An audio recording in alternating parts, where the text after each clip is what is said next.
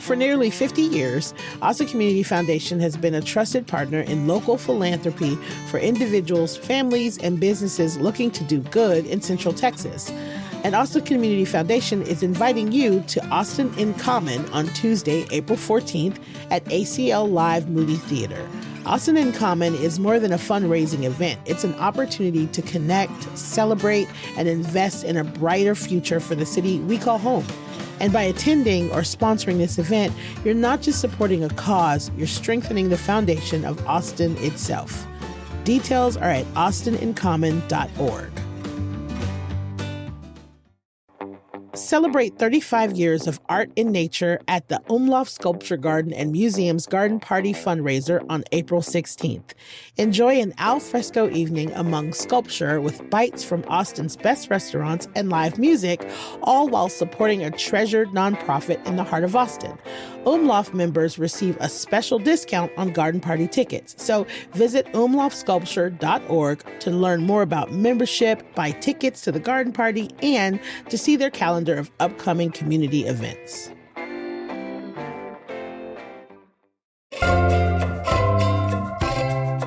Today on CityCast Austin, it's the Friday News Roundup. The week is finally over, and we are here to talk about the big stuff going on in our city this week. We're going to take an in-depth look at ICE arrests.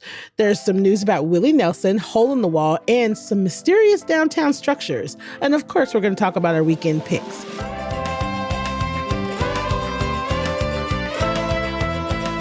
It's Friday, March 27th. I'm Nikki Devon, and this is what Austin's talking about.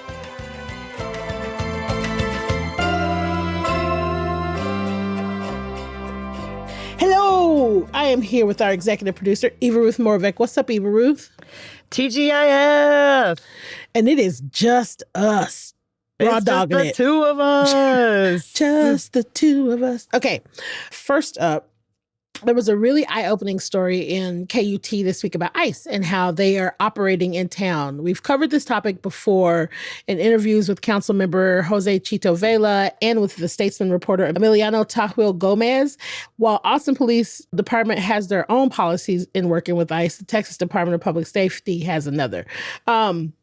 But what's new is that this new reporting gives us a firsthand look at how DPS traffic stops can turn into ICE raids in just like a few minutes. Yeah, and this reporting is on an arrest that actually happened last summer on July 31st, but they kind of peel back a lot in the records that they were able to get, mostly footage from the officer's body camera and the dash camera. And it really kind of reveals how they, approach these interactions. It's very interesting. So it was a traffic stop that happened just past the Longhorn Dam last summer as a group of men was on the way to a construction site in East Austin. A highway patrol trooper who noticed that this vehicle's front license plate was misplaced. And what footage from this incident shows is that this officer was basically telling the people in the van, the driver and everybody else that it was just going to be a warning. This was just a misplaced license plate. If everything checks out, you're good to go. And then he's in his vehicle kind of communicating with what appears to be the other members of this strike team. So he was a part of this DPS Homeland Security strike team. And so ICE was there very quickly. The officer was interacting again. This could be just a warning, get your license plate fixed kind of thing. And then these agents came in and got everybody out of the van and arrested them. It was swift. There wasn't any resistance. It just happened really quickly. And within 15 minutes, these guys were all under ICE arrest and on their way to eventually being deported. They were from Mexico, and DPS, it's just interesting because there's this thinking, I think, in Austin that, APD, Austin Police Department, we have so many conversations about their policies, what they're doing. They're making these changes to kind of reflect what Austinites want to see out of these interactions with ICE. And then we have Texas DPS that has their own set of rules entirely. Like their power has been expanded by Governor Greg Abbott to make these teams to, support ICE and Homeland Security's actions. So I think there's this idea that the, kind of activity like we've seen in bigger cities like Minneapolis and St. Paul and stuff, we don't have that kind of like concentrated huge ICE is coming in and making and like going door to door. We do have these sort of like tick them off one by one sneaky. incidents. It's sneaky. They're fast and sneaky, and and they aren't getting this much attention because of the cooperation between DPS and Homeland Security, ICE. So it's not anything that people don't necessarily know is happening, but it's just like really showing that they are. And I think these incidents are happening quietly in Austin, yet they are representing a good amount of arrests. I mean, Texas has more arrests than any other state as far as this whole administration goes. The one other thing that became clear from these videos is that the officers were breaking state policy, or they were breaking state police rules by wearing face-concealing masks. And that is actually against the law in Texas for our DPS officers. And so DPS did tell the Texas Newsroom, which is who reported this whole story, that the agents will be counseled and the chain of command will reiterate the idea that they should not be doing that while they're on duty. So it's sneaky. Why not just be honest about what's happening? So you have these people here, you're lying to them. You're like, no, everything's cool. Everything's cool. Nothing's wrong. Everything's cool. You guys just stay put. And the whole time you're setting them up. And that's what that is. That is a setup. One of the worst parts for me as being pulled over is that moment when the cop goes back to their car. I have all these thoughts about like, oh, maybe I didn't pay a ticket and I forgot. Or what if something it is just like it makes me nervous as a brown person. Of course. But I don't think I'm alone in that. I think that to think everything is Gucci and it's like, ICE is here. Everybody's getting deported. It makes me so viscerally angry. It makes me really angry. Yeah, it's a power dynamic. You're not the one with the power in that situation when they're walking back. And I think that, it's misleading. I don't know, setup. I feel like that it's with their work. They're doing what they say they're doing, but they don't want the mess. Like they don't want it to blow. I feel like they don't want to they don't want to say like, we're going to have to call ICE, because then what happens? That becomes the scene potentially, like what if people show up? What if it's like a whole You're being deceptive and you're lying. That's a setup. You said that's it. It is. The fact that there are videos showing them celebrating a successful arrest, and DPS is like, this is making our state safer. If you really believe that this was about safety, you wouldn't be moving in this way. Period. That's it. Yeah, and now that DPS has this like unfettered access to do whatever they want,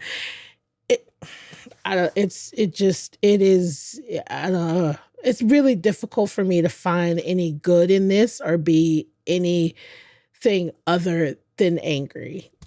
Well, knowing what I know about your politics, like, of course, I would say that, like, for people who, I think it's really messy because there is this, whether you love him or hate him, I think I know, but like the president has this directive, right, on immigration and on what he wants to see. And so I think it's messy on like, again, like who they're targeting, who is being deported, like guys on their way to a construction site to build Austin, to build this like economic development, all this stuff that like we need to happen in the city, and then that happening under this narrative that, federally we're only concerned with like the hardest of criminals. Like that's not the case. So, these are people going to work. These are people going to work. And I think in Texas, it's always been so integrated because this has been a place that people come across the border to work, like since the border wasn't there, right? So since it was Mexico, that's what we used to be. It really does. Like it hits different here, and I think I feel like that might be why it's happening more quietly because like politicians they don't, like, that's a hard fight to be involved in here, you know, securing the border versus like getting people out who were already here making a living, being, you know, not doing anything necessarily criminal. So, but it is like, have you heard about this? Like, that's my thing, because I don't think this kind of story has been really told in Austin about like these arrests happening. I don't know. Maybe they are being publicized in other ways, not just like not the mainstream media. I don't think mainstream media is covering it, but I think the community organizations know all about it. My hope, to your point, is that we start kind of seeing a little bit more of this. We start seeing mainstream media catch this stuff. We start seeing, because I think that's how things, you get away with stuff like this because people don't talk about it. So right. And it's tricky because you don't want to freak people out and be alarmist, but at the same time, this is happening around us, you know? And I think like also the guise of like your license plate being misplaced. Come on now. Like, and then the trooper's reaction was kind of like, well, if you don't want this stuff to happen, like make sure you aren't breaking any traffic violations. Show me a driver in Austin today who has broken 0 traffic rules. Do you know how many times do you know how many times I have been in a car with that, go with me, that is clearly a car that belongs to a brown person. Either it's got rims on it or it's playing loud music. I'm outing myself here, right? Either I've been in a car with a boyfriend or I've been in a car with a friend and a tail light will be out. Or one time my boyfriend and I got pulled over because his tail light was flickering. And then when we got out the car, we couldn't see no flicker. You know what I'm saying? So it's like this conversation about the pretense for the stop. Pretense for the stops are always going to be in question for me. I think the focus has just shifted from young Black and brown boys with loud music and rims to now people looking like they're going to work at a construction site. Nothing has changed except for the focus is on a different place. Well, in DPS, I mean, their jurisdiction is everywhere. Highways and everywhere. So they're going to be enforcing the traffic rules. Yeah. Be on the lookout.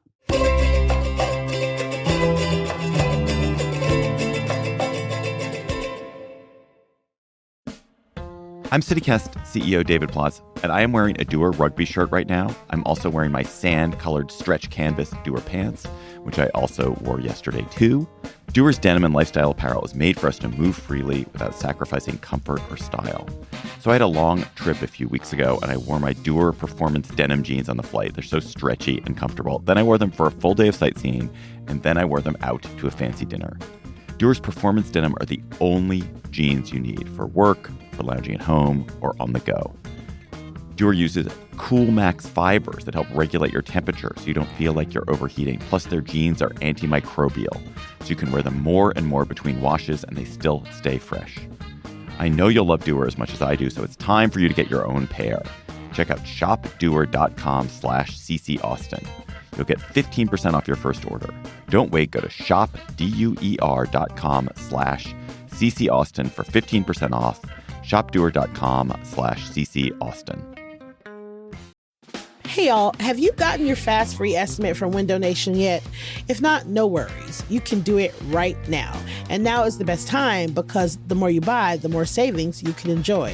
Like up to 50% off of all window styles. And they have financing options, including $0 down and payments as little as $199 a month. And just in case you haven't heard what Window Nation is bringing to the table, they have an A+ rating from the Better Business Bureau, a 50-point inspection of every window before it leaves the factory, a 20-point inspection of every window when it's installed, a 96% customer satisfaction rating, and of course, that sweet lifetime warranty on all of their windows.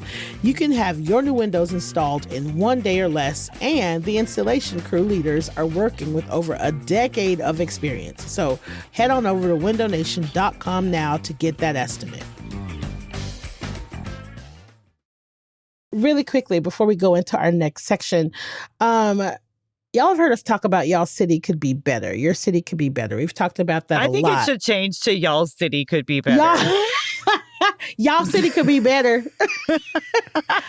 I'm on the show this week, and it's coming out on Sunday. And we're going to be talking about affordable housing in Austin and how we're building more units than other cities in general, but it's not enough.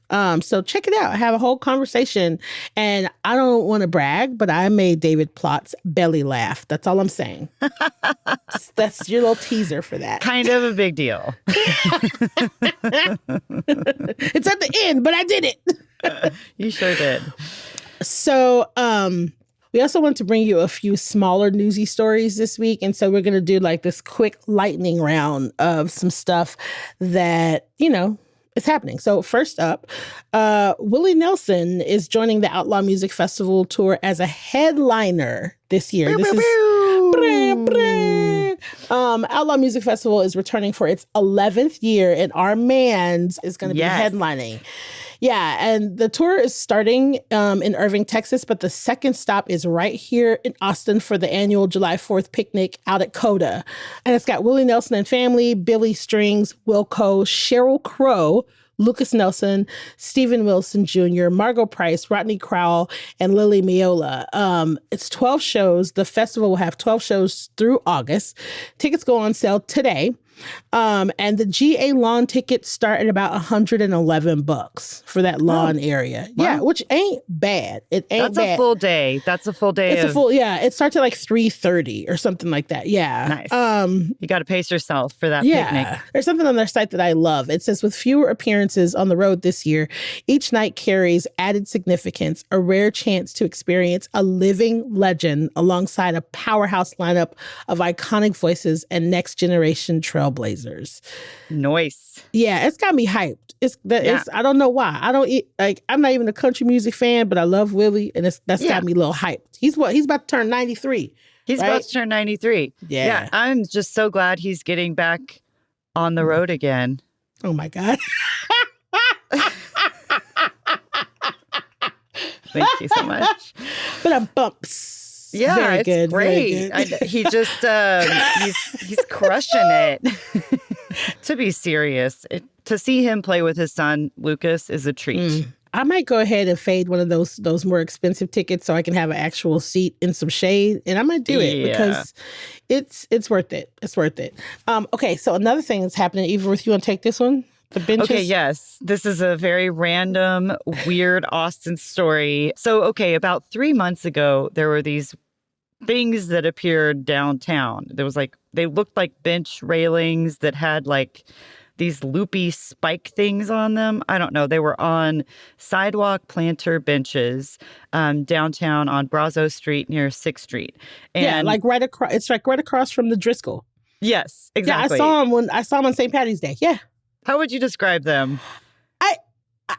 I don't even know. I thought it was decoration. I didn't realize they were benches, to be honest. I thought they were decoration. Well, I think they were the foundation for benches, or people thought that they were the bottoms of benches or something.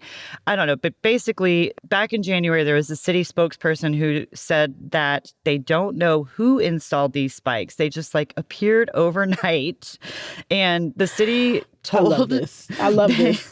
It's so random.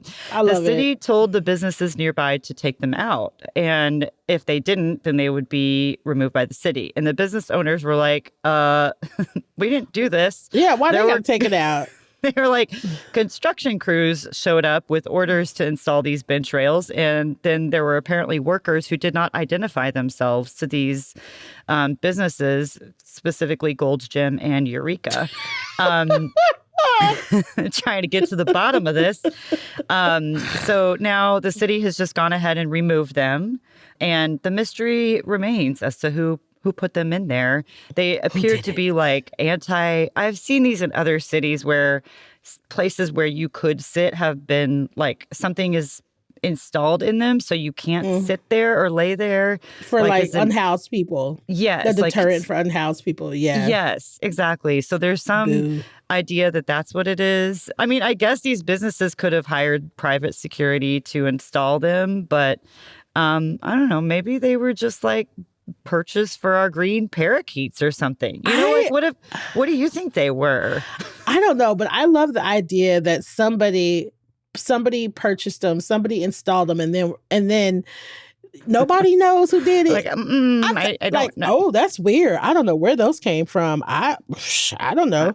I didn't see anything like that. I Strange. love that. I'm sorry, but I love that. I love it. I love those kind of shenanigans. That is my brand of shenanigery. I'm into it.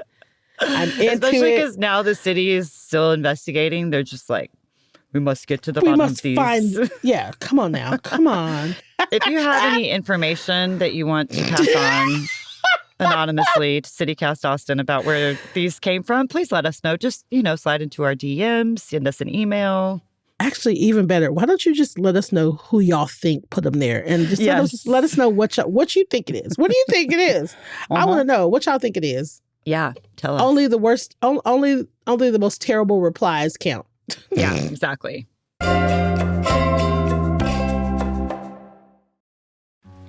CityCast listeners. This is David Plotz. I'm the CEO of CityCast, but I also have another job. I'm one of the hosts of the Political Gabfest, Slate's politics podcast. Every week, I get on mic with my co-hosts Emily Bazelon and John Dickerson, and we talk about politics and a lot more about other things that we care about. The Gabfest has been going for more than 20 years because the three of us love talking to each other, and we have an amazing community of listeners. If you like the open-hearted, curious way CityCast approaches cities, I think you'll like the Political Gabfest too. Stream it on YouTube or wherever you get your podcast. Hey, y'all, it's Eva Ruth.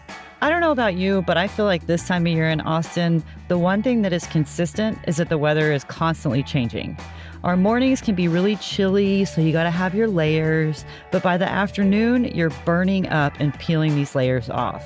So the one thing that I'm reaching for constantly is my Dewar Shacket. That's right, a shirt jacket. It's a perfect neutral color, and it's made from this super high quality fabric that is so comfortable and cozy. And their clothing is really versatile. You can wear this jacket dressed up, dressed down, dressed all around.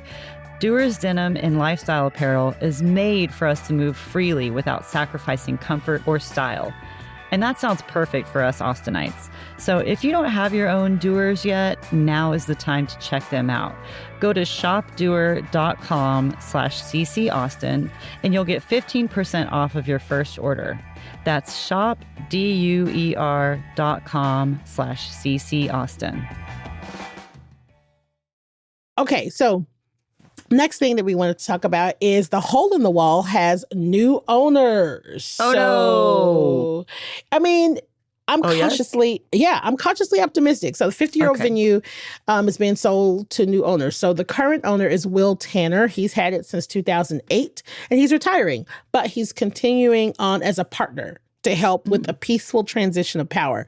So the new owners are Mike Levine and a local promoter manager and Hotel Vegas alumni, Courtney Goforth. And if you are around, you know who they're family. You know what I mean? Like they're legit. Yeah, they're legit. They're not just some random people that moved into the city that are taking it.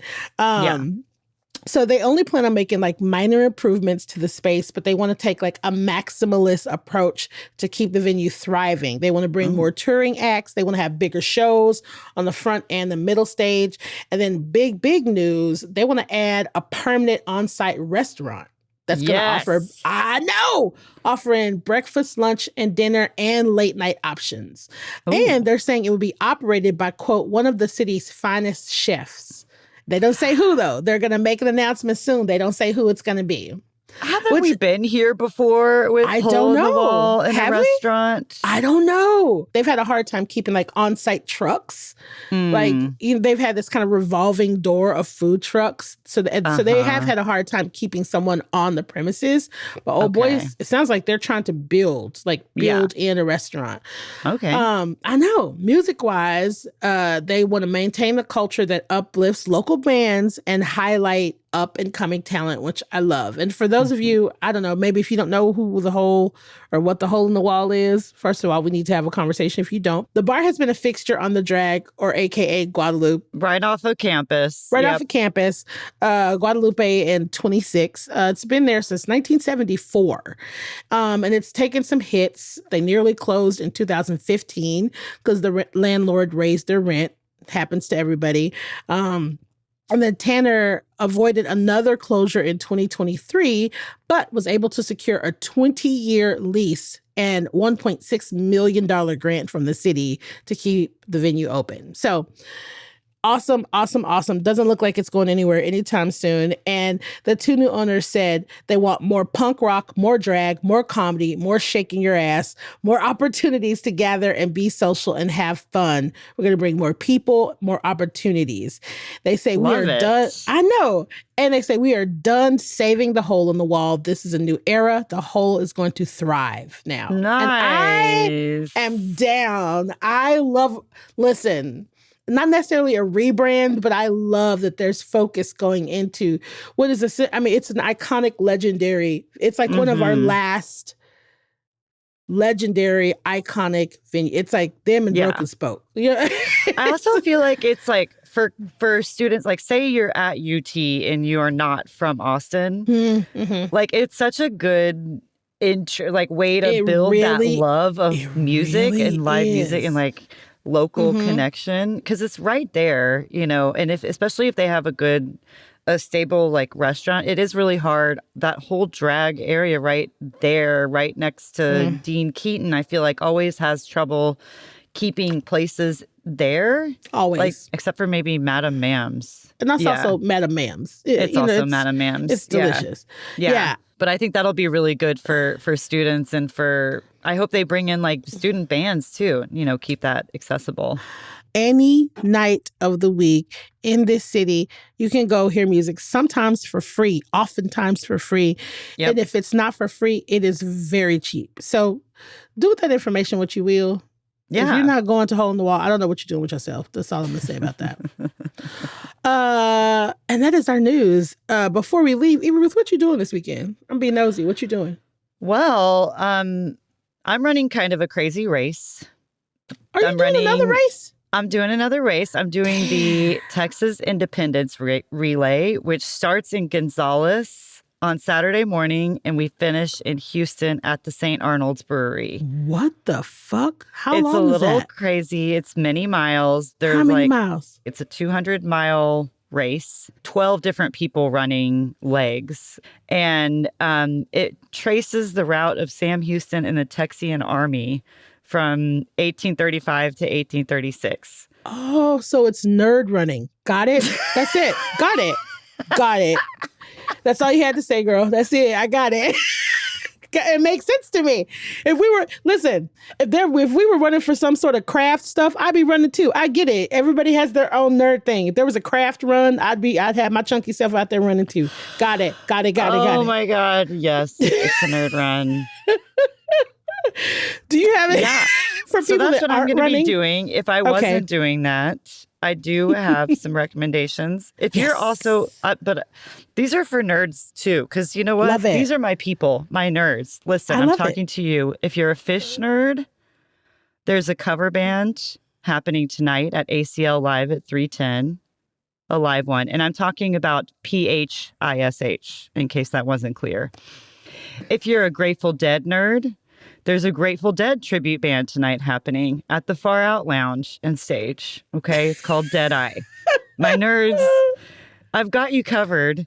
There is an amazing Austin. This is really actually my top nerd recommendation. Austin Cactus and Succulent Society is having their spring show and sale at Zilker Park, or at Zilker Botanical Garden. And now's the time to pick up your heat-tolerant plants. Love it. What kind of non-nerd recommendations do you have? Listen, I like that we're covering all of our bases, first of all. Tonight is the opening night of the second annual 2-day Hyperreal Short Film Festival. Ooh. Yes, that's going to be happening at Hyperreal Film Club. It is $8 a ticket. 7:00 is doors, and then it's just going to be a short film fest. Nice. And at 9:30 there will be an awards ceremony. So it's going to be 90 minutes of short films. And then followed by the award ceremony, and the top directors will get prizes and all of that good stuff. Super cute. Tomorrow, want to remind y'all, tomorrow is the last day for the rodeo. So if you have not been to the rodeo yet, you have run out of time. Tomorrow is the last day. 28th is the last day. Aaron Watson is going to be playing, but if you don't want to go for Aaron Watson, there's a whole schedule of rodeo stuff that's happening. So last chance to catch that. Also happening tomorrow is a free crawfish boil. Yes. At Hotel Vegas and Volstead. It's going to be Gnosis Nova's Ed West line dance lessons by Countryfied Dance. It is officially crawfish season, so you're going to be seeing a whole lot of crawfish events coming down the pipe. Starts at 1 p.m. It's free, 21 and up. There's going to be a market. First drop is at 2. So get there, make sure you're on time, because you know what happens. When it's gone, it's gone. Crawfish is free with the purchase of a featured drink. And then on Sunday, Wheatsville Co-op's 50th birthday party and fundraiser. That's going to be going on from 12 to 5 p.m. It's donation-based. It's all ages. They're going to have bands Day Eater, Fragile Rock, and Slumbering Sun are going to be the artists. There's going to be, Party World Wrestling figure. What? So there's going to be some wrestling called Wheat Slam, a food-based wrestling fiasco. And I don't know. Oh yeah, I don't know what that is. Messy. I am down. I am so excited. Food-based wrestling? Yes. It's a food fight. Yeah. I want to know what that is. Live tattoos, art vendors, all of the things. We love Wheatsville Co-op. It's an Austin staple. And they're celebrating 50 years. So, go help them raise some money. And those are my picks, y'all. I have more picks for you in my Nikki's Picks video. If you have not seen it yet, go check it out over on the Instagrams. And then also, Kelsey has her bomb-ass events list all the time on our newsletter. That's right. So we got you covered. No matter what kind of nerd you are. No matter what kind of nerd you are, we love you and we have you covered. Because you got to pick one. I don't care. You have to pick one kind. You have to. And here, listen, speaking of loving you, look. Yes. You need to be our neighbor. And the reason why, here are the top 3 reasons that you need to become a CityCast Austin neighbor. Number 1, because I said so. Number 2, there are so many fun things. We got swag. We got member-only events like that cute trivia night we had over at Stargazer. We say your name on the podcast. We shout out your favorite businesses, all of the things. Number 3, and most important, it will connect you with the city of Austin in a way that you might not be connected to city of Austin. That's right. That you might not be connected to yet or right now. It's $10 a month. So just go over to membership.citycast.fm. Yeah. And become a neighbor. Yeah. Let's go. Yeah. That's it. Yeah, let's talk about some stuff. And that is our Friday News Roundup. Eva Ruth, thank you so much. Oh, yes. Always a pleasure. Thank you, Nikki. We are the dynamic duo. We have enjoyed entertaining you today.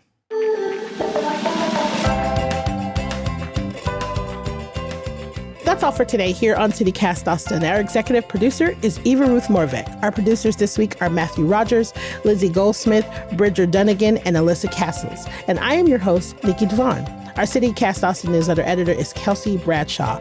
Music is by Nelson Valente Aguilar of Como Las Movies, with additional music by All the Kimonos and Duke Harrington, Elliot Holmes, and The New Fools, courtesy of EpidemicSounds.com, and Tim James, Speedometer, and Kid Magic from Triple Scoop Music via Getty Images. If you enjoyed our show, tell your friends. Make sure you tell the ones that you want to get out into the city with. Rate our show, leave us a review, and as usual, subscribe to our CityCast Austin newsletter. We'll be back Monday morning with more news from around the city. Bye, y'all.